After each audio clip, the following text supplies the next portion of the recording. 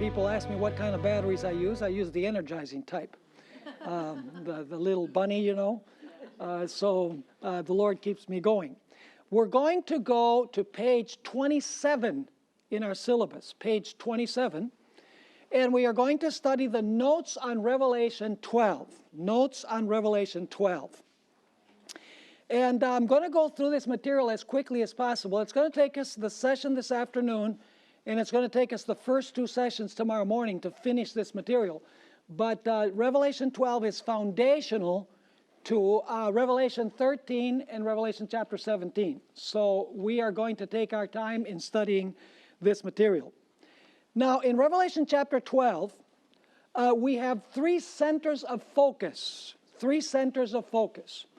And when we have our prayer, we are going to take a look at those 3 centers of focus. The rest of our time together, today and tomorrow, when we study this material, is going to be on these 3 centers of focus. So let's bow our heads for a word of prayer. Father in heaven, we thank you that we're able to gather together again to study this lesson. We ask for the guidance of your Holy Spirit. Give us clarity of thought. Help us to understand the deep things of God. And we thank you for your presence with us and for answering our prayer, because we ask it in the precious name of Jesus. Amen. As I was mentioning, Revelation chapter 12 has 3 centers of focus, and you have it in your material. Number 1, Revelation 12, 1 through 5, is amplified in Revelation 12, verses 7 through 12. In other words, Revelation 12 is not in chronological order. The events don't transpire one right after the other throughout the course of the chapter. The chapter has 3 repetitive cycles, where what you have at the beginning of the chapter is amplified later on at the end of the chapter. So in Revelation 12, 1 through 5, you have an amplification of that in Revelation 12, 7 through 12. And the center of focus in those verses is the child. And he doesn't stay a child forever. It's the child who is later caught up to God and to his throne. In other words, the center of focus is Jesus in chapter 12, verses 1 through 5 and verses 7 through 12. Only verses 7 through 12 are an amplification of verses 1 through 5. Then the second central focus of the chapter is Revelation 12, verse 6. And that verse is amplified further in Revelation chapter 12, verses 13 through 16. So we need to understand that verse 6 is the intro, and then that is amplified at the end of the chapter in verses 13 through 16. And then the third center of focus is Revelation chapter 12 and verse 17, when the dragon is enraged with the woman and goes to make war, not with the child anymore, not with the woman anymore, but with the remnant of the woman's seed. And that is amplified in all of chapter 13. So is this clear?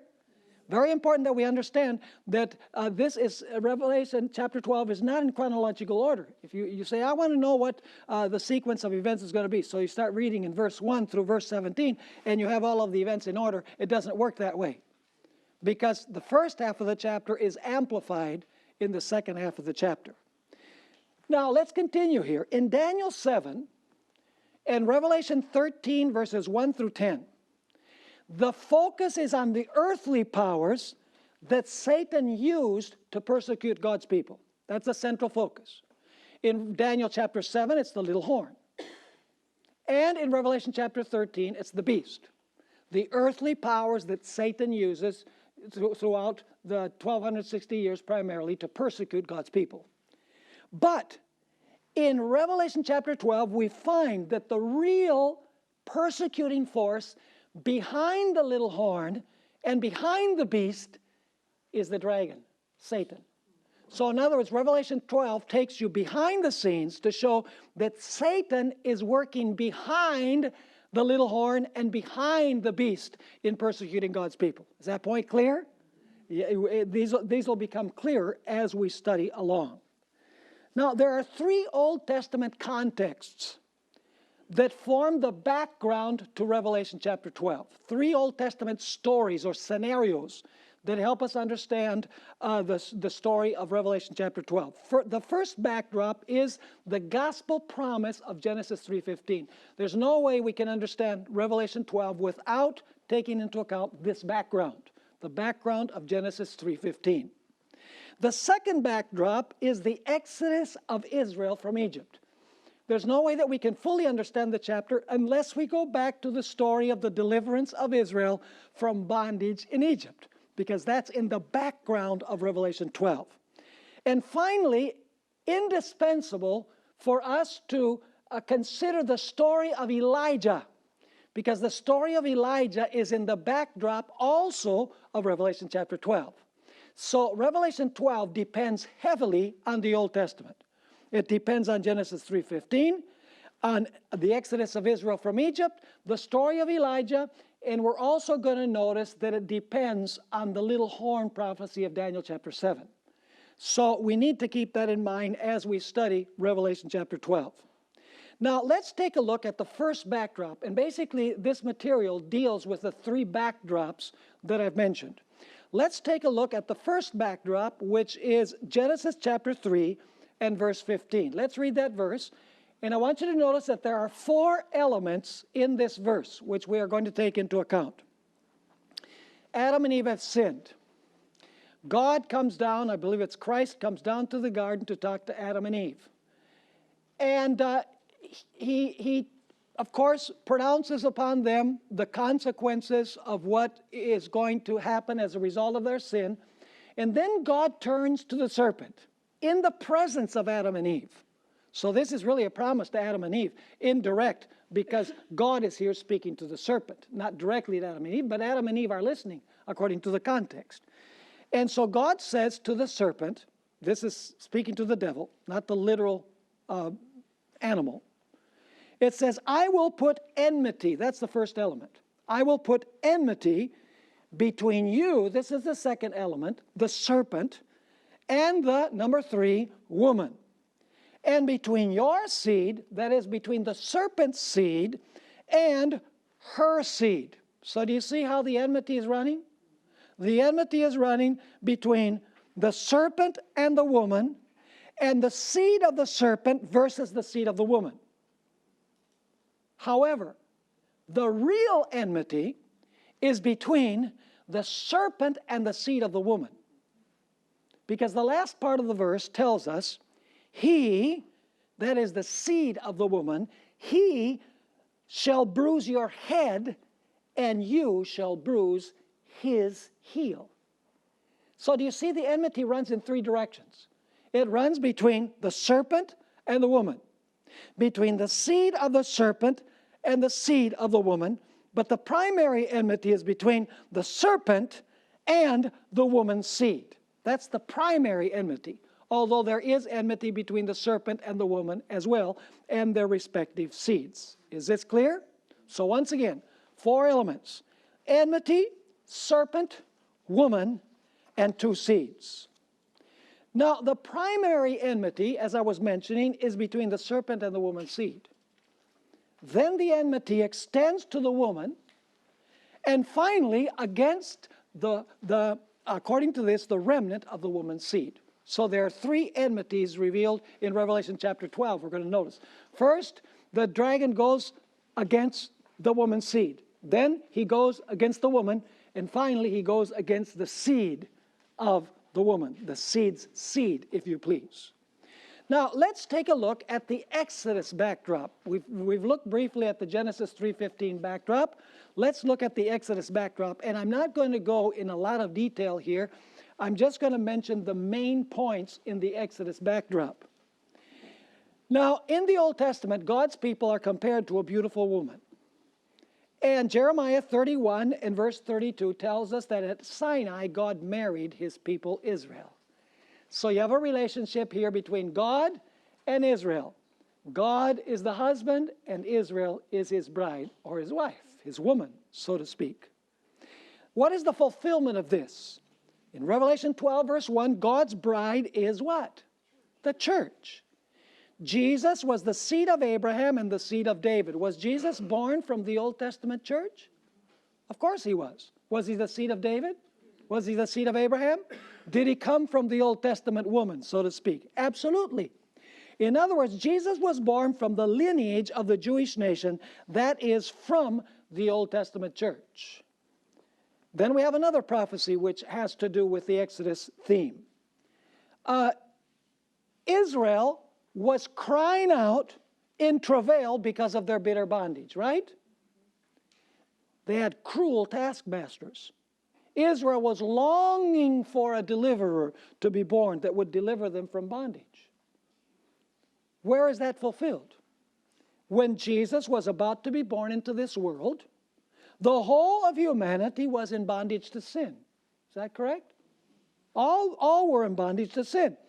In Revelation chapter 12, what condition is the woman in?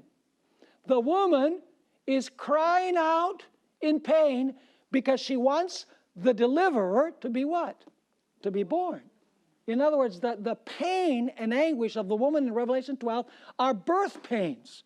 Just like Israel was crying out for deliverance from their literal enemies, so the human race is crying out in Revelation chapter 12, verse 2, symbolically, longing for a deliverer to be born.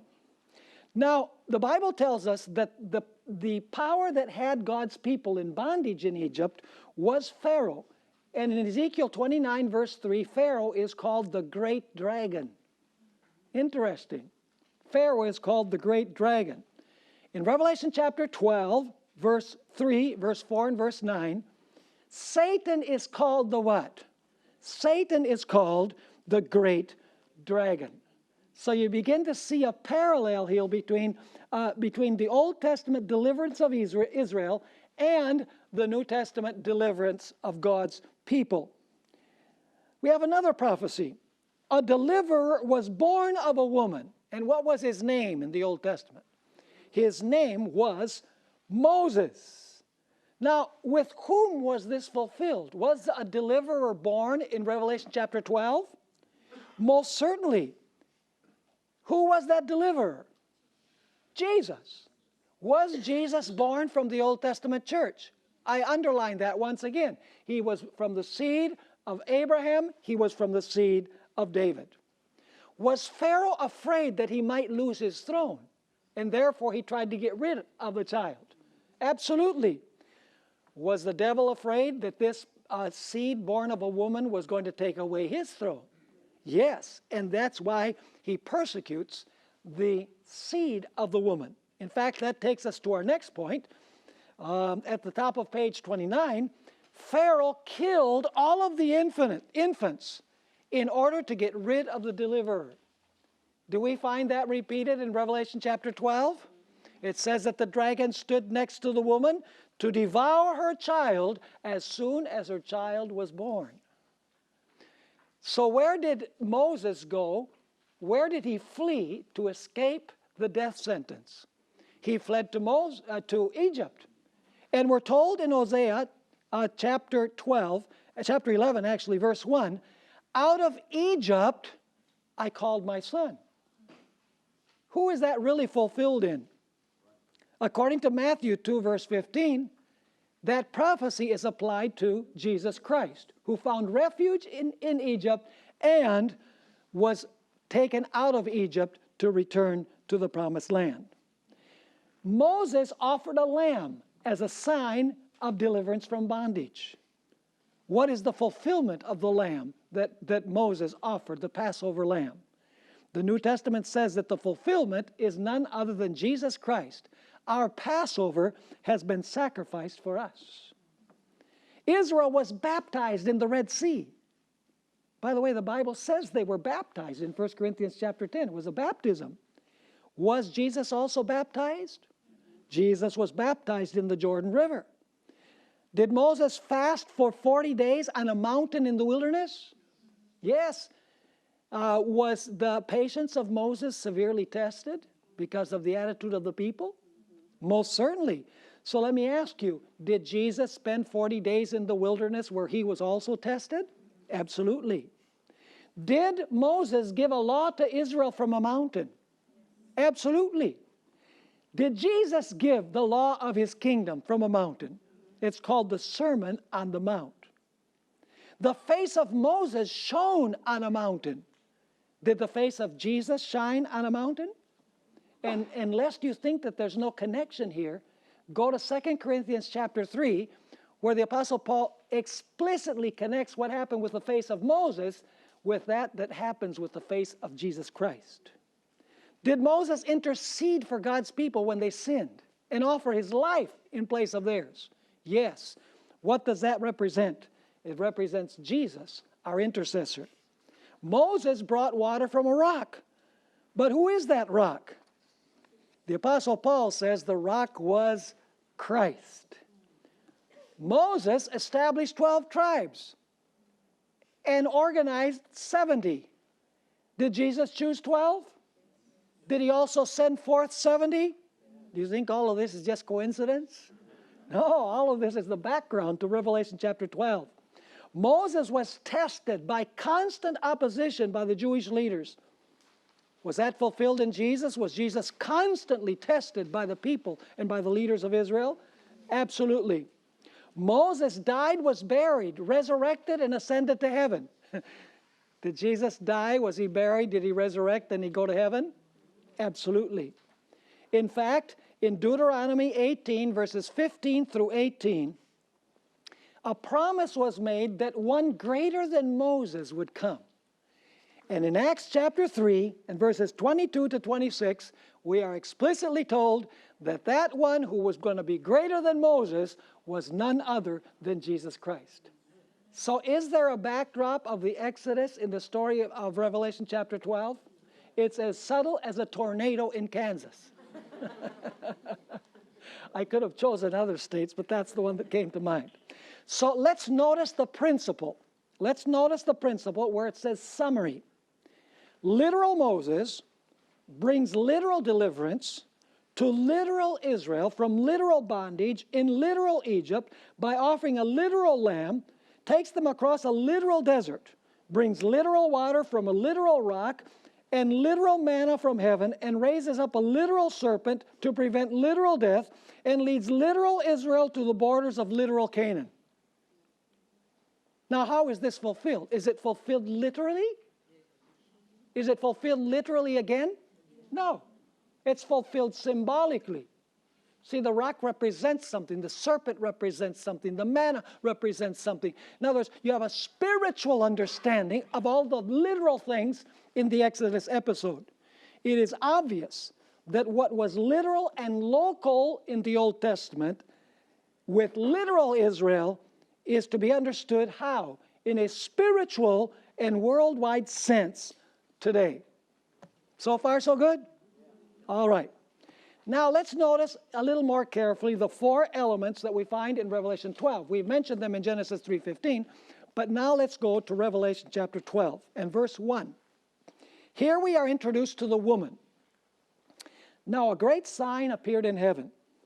A woman clothed with the sun, with the moon under her feet, and on her head a garland or a crown of 12 stars. So we have a woman. Now, what does a woman represent in prophecy?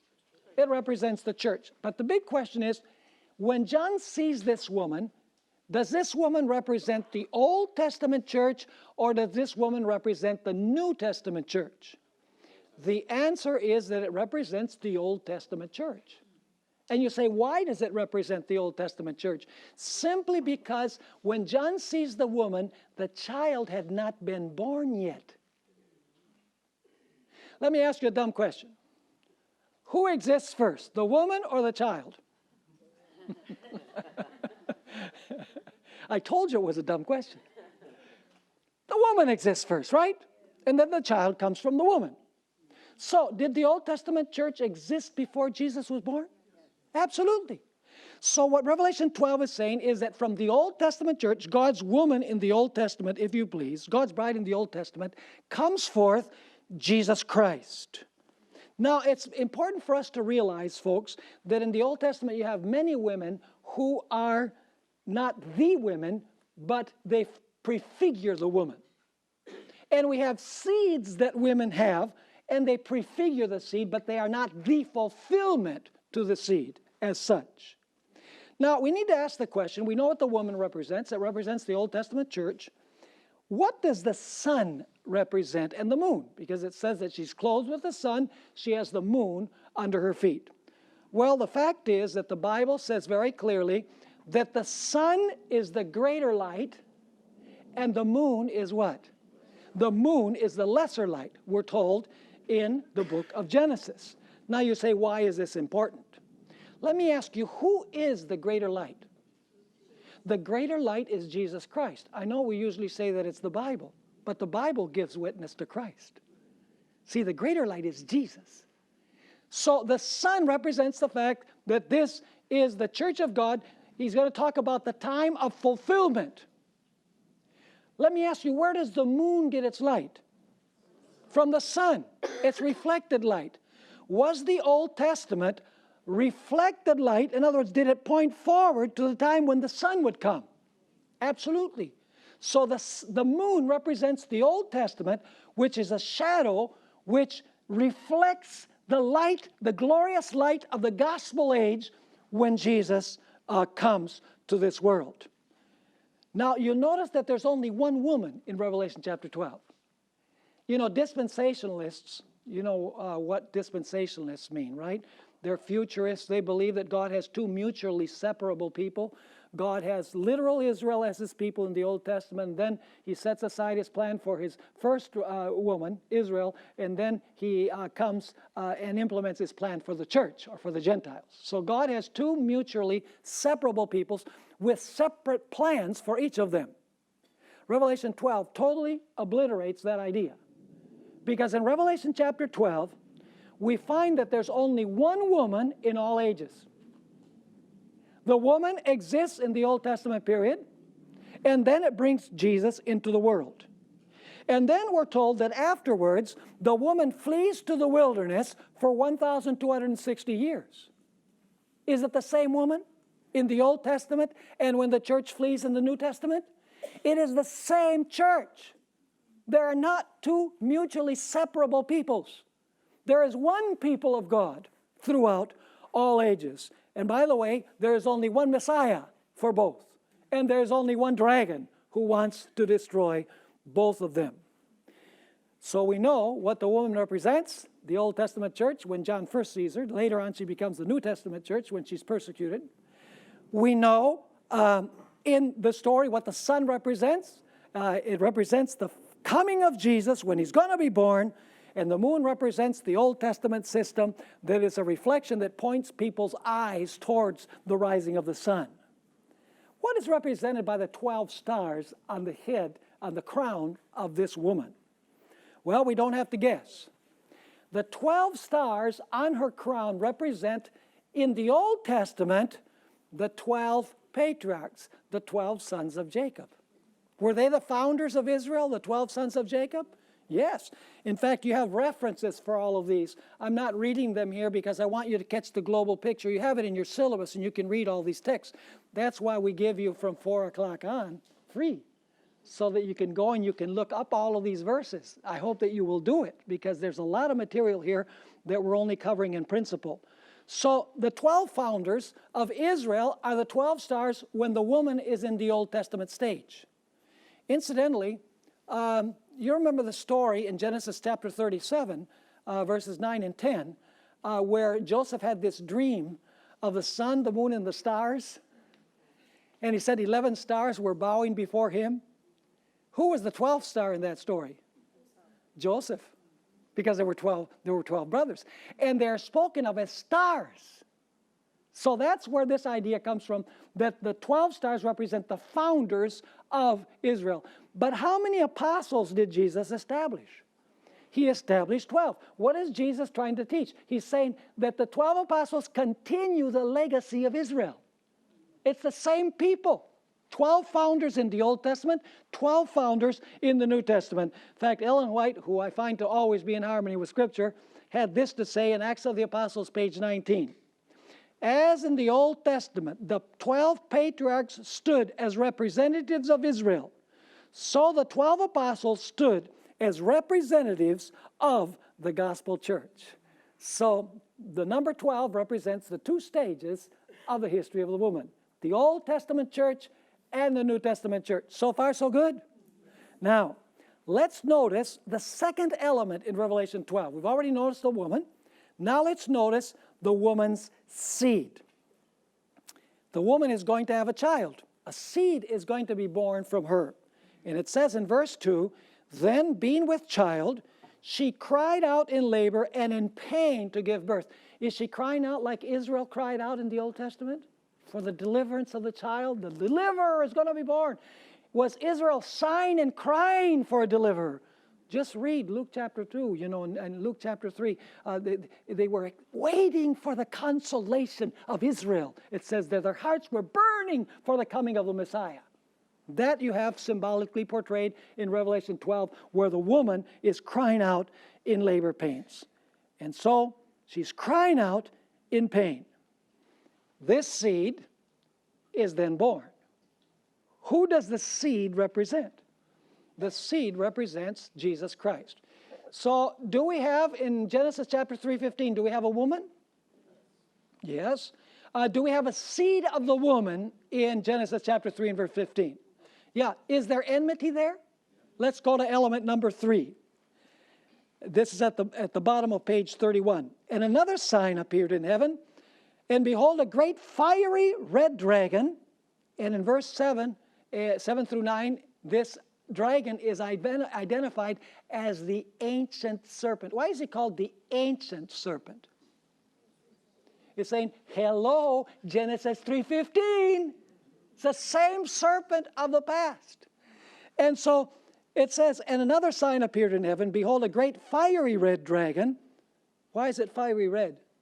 It must be communism, right? Or perhaps it's the Republican Party. Just kidding. No, in the Bible, red represents bloodshed. This is a violent dragon who wants to kill. The context says so. It says it has 7 heads and 10 horns and 7 diadems on his heads. Now, what does the dragon represent? Let me ask you, does this dragon have a seed? Who is the dragon's seed at the birth of Jesus? Herod. Are you following me? Who tried to kill Jesus? You said Herod. I thought it was the dragon. Doesn't say it was the dragon. It was Satan working through his seed, through Herod. Are you following me or not? And let me ask you, who was the person who brought Jesus into the world? Mary. Are you following me? Now, let's notice what Ellen White had to say about this. This is a statement that is found in Great Controversy, page 438. The line of prophecy in which these symbols are found begins at Revelation 12. Begins with the dragon that sought to destroy Christ at his birth. The dragon is said to be Satan. He it was that moved upon Herod to put the Savior to death. But now notice, but the chief agent of Satan, see that's his seed, right? Is in making war upon Christ and his people during the first centuries of the Christian era was the Roman Empire, in which paganism was the prevailing religion. Thus, while the dragon primarily represents Satan, it is, in a secondary sense, a symbol of what? Pagan Rome. And we could go back to the Old Testament. Who killed Abel? We always say Cain killed Abel. But if you go, and that's true, by the way, but Cain is an instrument of someone else. Because 1 John 3:12 says, not as Cain, who was of the wicked one and killed his brother. So you see, behind the visible agent is the dragon, Satan.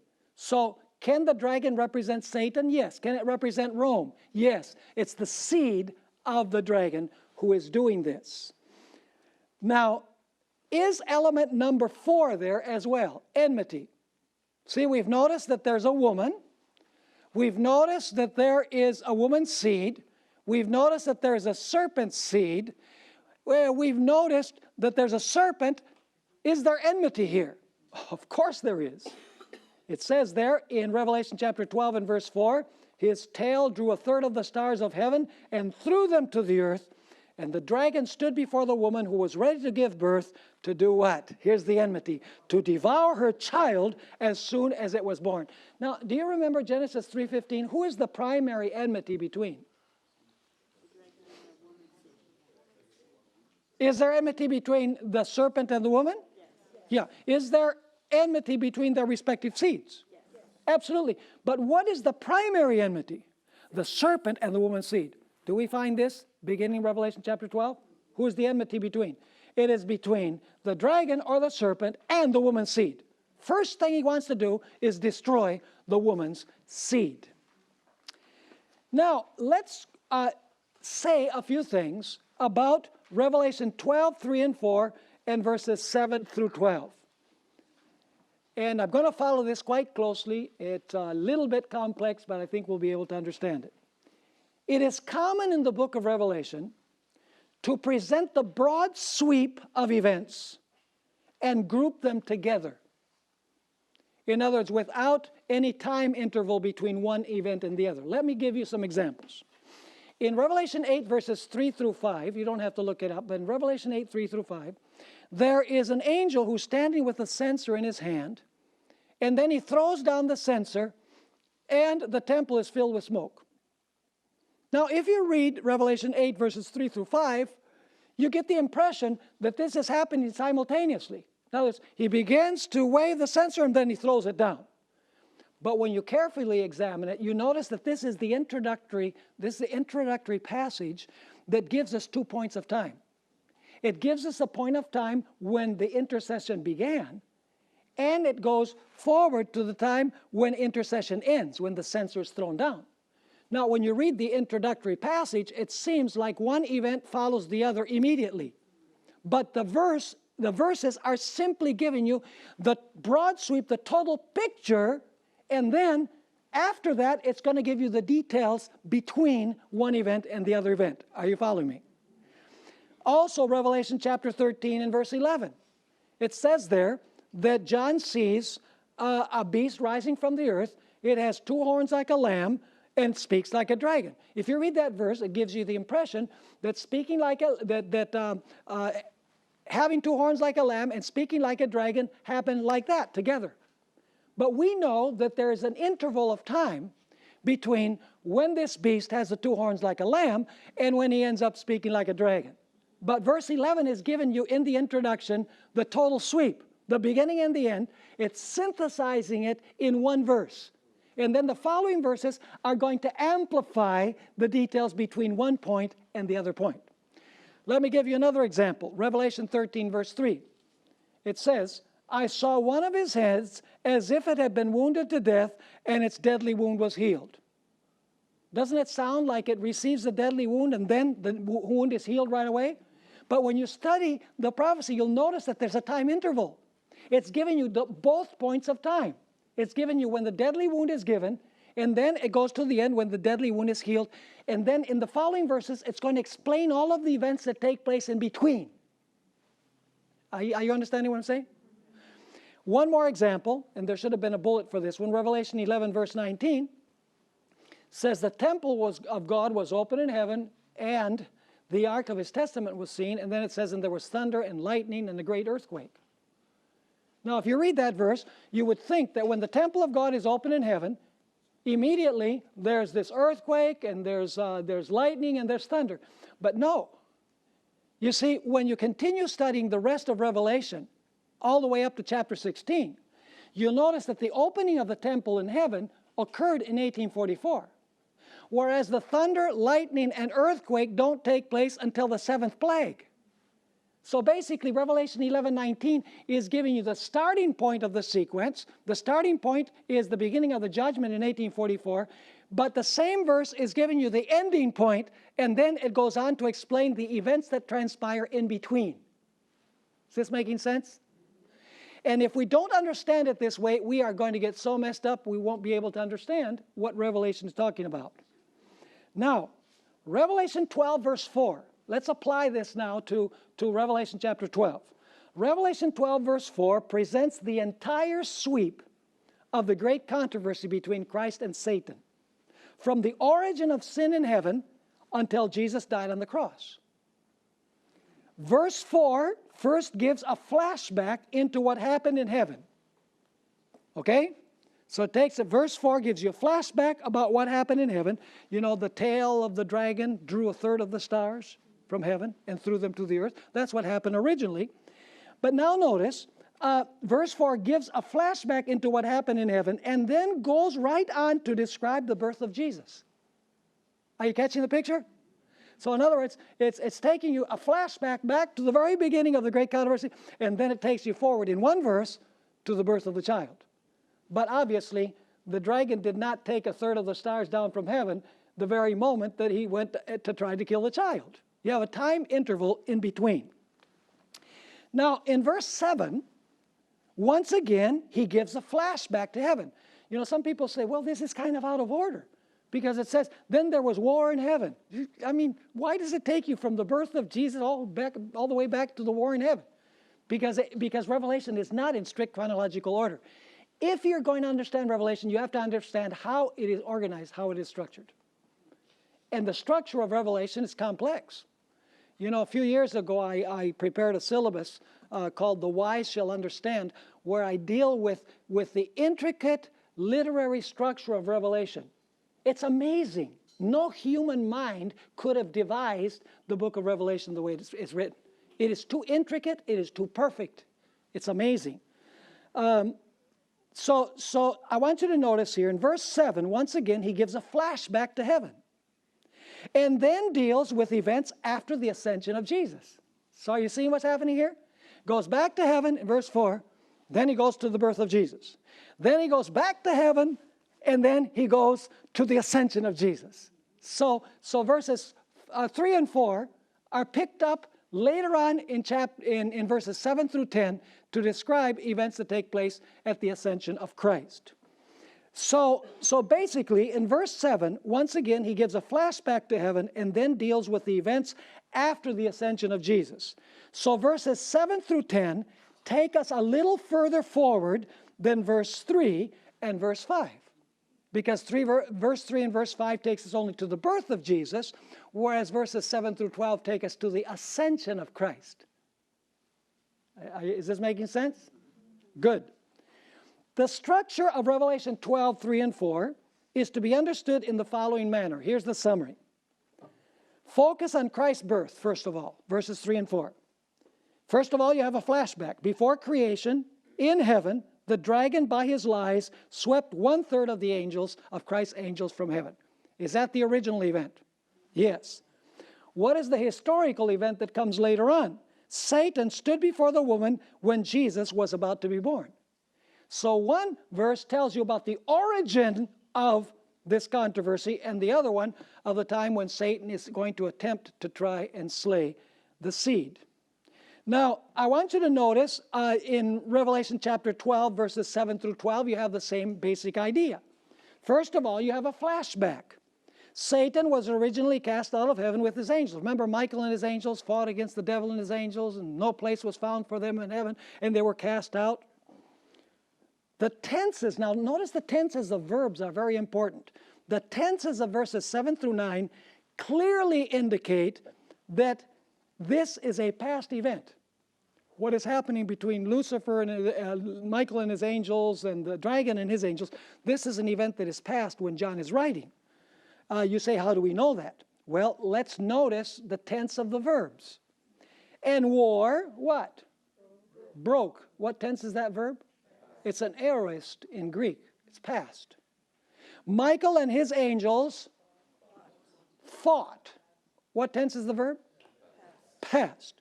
With the dragon, and the dragon and his angels fought. Is this a flashback to the origin of evil in heaven? Absolutely. Continues saying, but they did. What tense? Past. They did not prevail, nor was a place found for them in heaven any longer. So the great dragon was, what tense is the verb? Past, was cast out, that serpent of old called the devil and Satan, who, now you have a present participle. John is saying who deceives the whole world. It says, he was cast to the earth, and his angels were cast out with him. Is this a flashback to the original controversy? Yes, because the purpose is to show where this nasty devil came from who wants to kill the child. Now, verses 10 through 12 are very interesting. They will now describe the consequences of the past event and of the historical event. They will describe, in other words, the heavenly victory celebration when Jesus dies on the cross and when Jesus ascends to heaven. Notice verse 10 and 11, where it says reaction in heaven. Then I heard a loud voice saying in heaven. Is this what tense? Now he's bringing us to the present, his present. Now salvation and strength and the kingdom of our God and the power of his Christ have come. For the accuser of our brethren, who accused them before God day and night, has been cast down. See, once again, it goes to the past tense. And they overcame him by the blood of the Lamb and by the word of their testimony, and they did not love their lives even unto the death. Now, I'm going to skip the following two statements that we find on page 33. Let's go to the top of page 34. You have the reaction in heaven. Are you following me or not?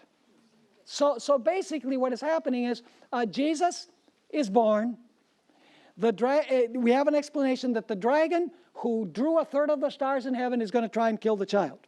Then in verses 7 through 10, we have, once again, going back to the origin of the controversy, and then you have the ascension of Christ and the victory of Christ at the cross, carrying us forward.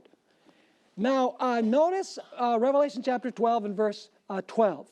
Therefore rejoice, O heavens, and you who dwell in them. But now notice, heaven is to rejoice, but what are the earthlings supposed to do? Woe to the inhabitants of the earth and the sea, for the devil has come down to you having great wrath, because he knows that he has but a short time. Very, very interesting reaction in heaven. So, is the meaning of Revelation 12, 1 through 5 clear in your mind? But now we need to go to the second division of Revelation chapter 12. The first division of Revelation chapter 12 is chapter 12, verses 1 through 5, which deal with the persecution against the child, with the flashbacks into heaven, and verses 7 through 12, which takes us to the flashback in heaven, and then to the ascension and victory of Christ. But now we need to notice that there's a next stage. The devil was not able to kill the child. He was not able to gain the victory over the child. So now who is he going to go after? He's going to go after the woman. Let's notice the next section in our material, Revelation 12, verse 6 and 13 through 15. Remember, verse 6 is repeated in verses 13 through 15 with additional details. So we need to link verse 6 and verses 13 through 15, and it'll become obvious that we have to do this as we study along. Now, Revelation 12, verse 6 is amplified in Revelation 12, 13 through 15. The devil first wanted to get rid of whom? Of the child. That's what we just studied. When the child escaped, then he goes after the mother of the child. He goes after the woman, in other words. And then finally, when God provides refuge for the woman to escape the ire of the serpent goes against whom? Goes against the remnant of her seed. Now that expression, the remnant of her seed, has been misunderstood. You know, we've said that the remnant of her seed are the last remaining saints that exist in the world. They're the remnant, like the last piece on a roll of material. But really, the seed has already been identified in Revelation chapter 12, hasn't it? Who is the woman's seed? Jesus, right? Clearly, it's explained that the seed of the woman is Jesus. So who is the remnant of her seed? It is the remnant of Jesus. The remnant of Jesus. The last remaining portion of the church of Jesus Christ.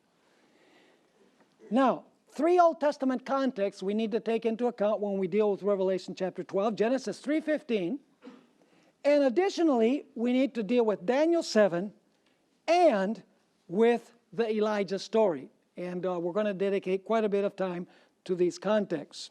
Now let's read verse 13 through verse 16, through verse 15.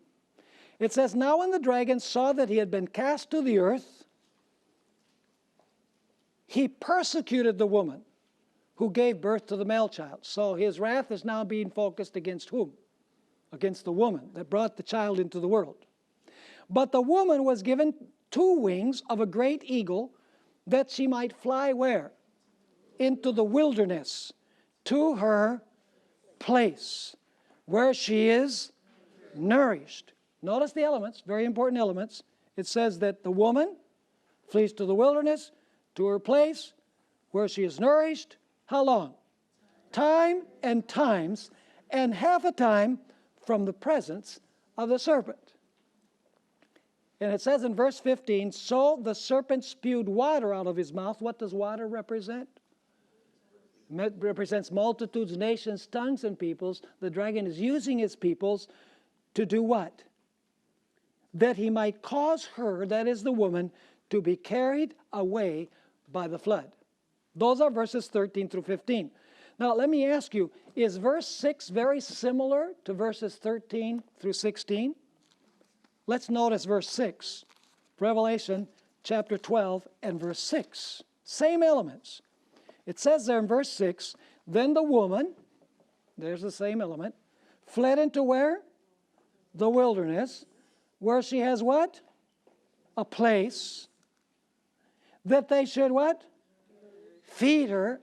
Are these the same concepts that we find later in the chapter? Absolutely. "And feed her there for how long? 1,260 days. Is that the same as times, and the dividing of time? Yes. So must we link Revelation 12 verse 6 with Revelation chapter 12 and verses 13 through 16? We have to connect them. The verses 13 through 16 are amplifying what was already introduced in verse 6. Now the top of page 35.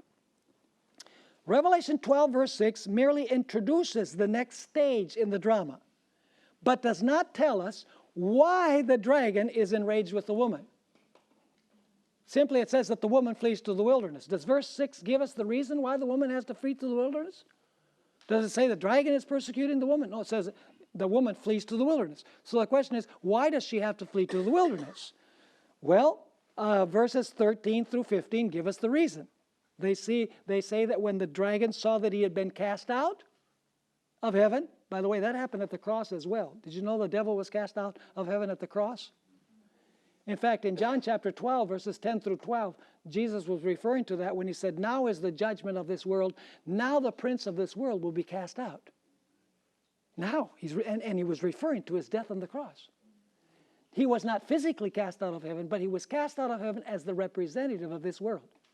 And the sympathies of the heavenly beings were taken away from him when they saw the way that Satan treated Jesus in Gethsemane and on the cross.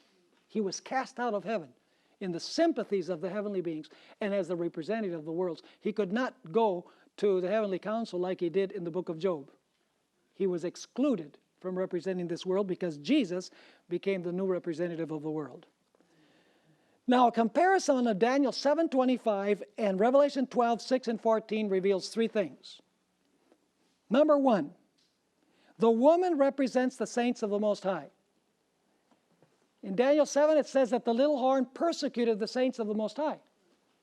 In Revelation 12, it says that the dragon persecutes the saints of the Most High.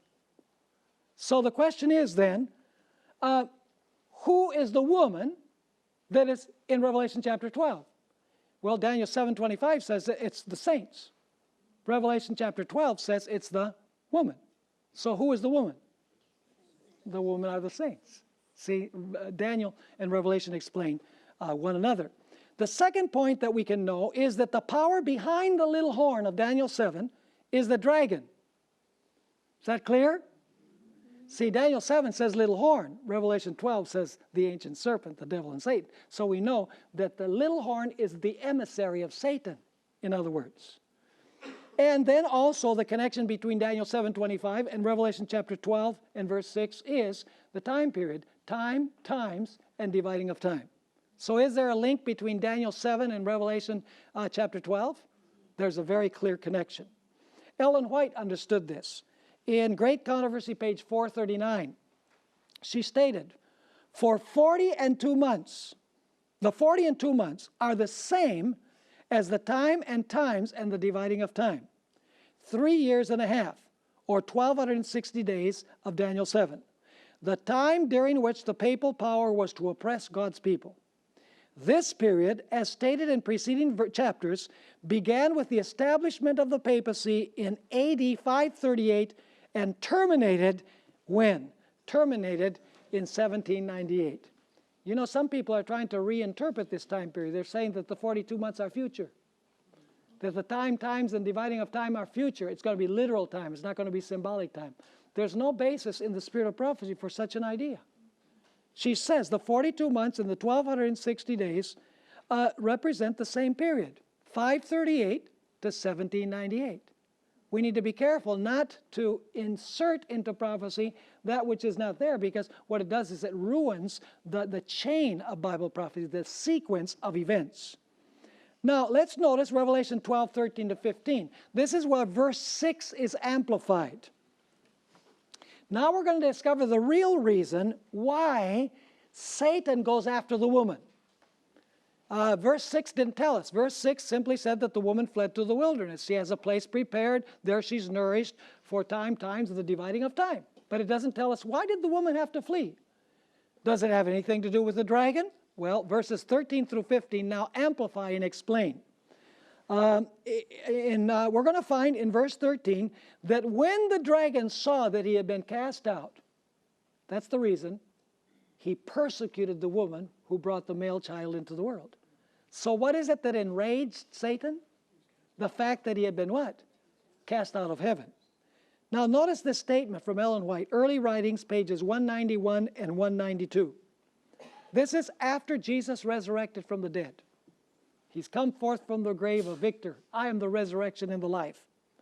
Satan again counseled with his angels, and with bitter hatred against God's government told them that while he retained his power and authority upon earth, their efforts must be tenfold stronger against the followers of Jesus. So he couldn't conquer Jesus, so now he's going to go after whom?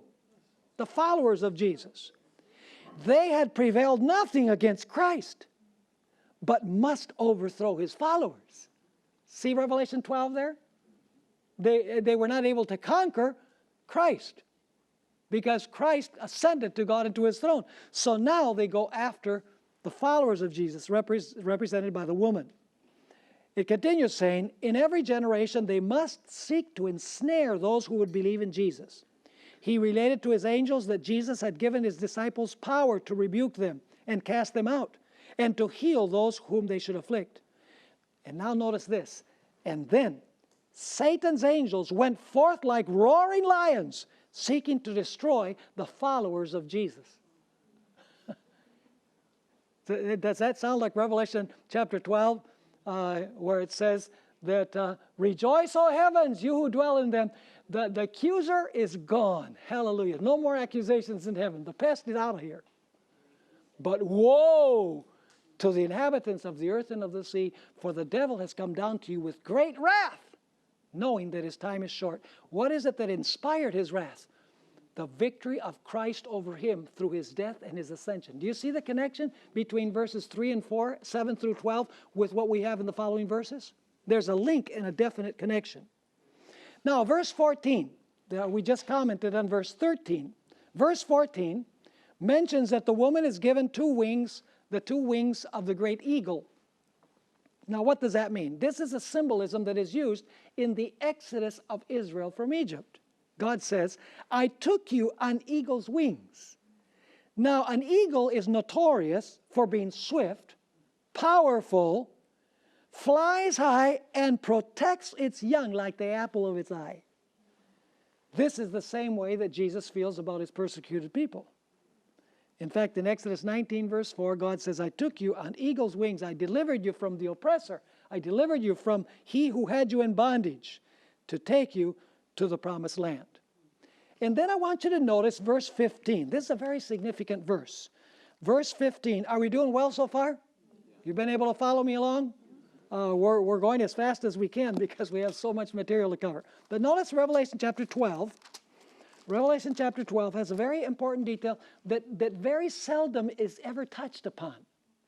How many heads does this dragon beast of Revelation chapter 12 have? It has 7 heads. So how many mouths must it have? It must have 7 mouths if it has 7 heads. But now I want you to notice a very interesting detail that we'll pick up on when we deal with Revelation chapter 17. Revelation chapter 12 and verse 15. The woman has fled to the wilderness. She's sustained. She's fed there. And then it says, so the serpent, who is the same as the dragon, right? He's called the dragon, the ancient serpent, the devil, and Satan. And so the serpent is the same as the dragon. It says, so the serpent spewed water out of his mouth. Singular. How many heads are functioning at a given time? 1. Even though this dragon beast has 7 heads, only one of them is spewing water out of its mouth. Remember, just keep that in mind because we're going to see that this is very significant. In Revelation chapter 13, how many heads does the beast of Revelation 13 have?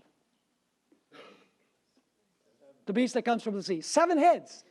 And yet it says, I saw one of his heads as though it had been wounded to death. So the point is that only one of the 7 heads is functioning at any given time, is spewing waters of persecution out. Are you understanding me? Actually, we're going to see that the 7 heads represent the 7 consecutive powers that rule, beginning with Babylon and ending with the restoration of the papacy at the end of time. They are stages in which God's people were persecuted. And only one power is actually doing that at a time, not all 7 doing it at the same time. We'll deal with that a little bit later. So even though the dragon or serpent had 7 heads, only one head is spewing out water. When we come to Revelation 17, we will deal more extensively with this. Visit secretsunsealed.org for annual class dates and topics. Anchor is a seminary-level course of study on the fundamentals of Seventh-day Adventist theology taught by Pastor Stephen Bohr and guest theologians. Seating is limited.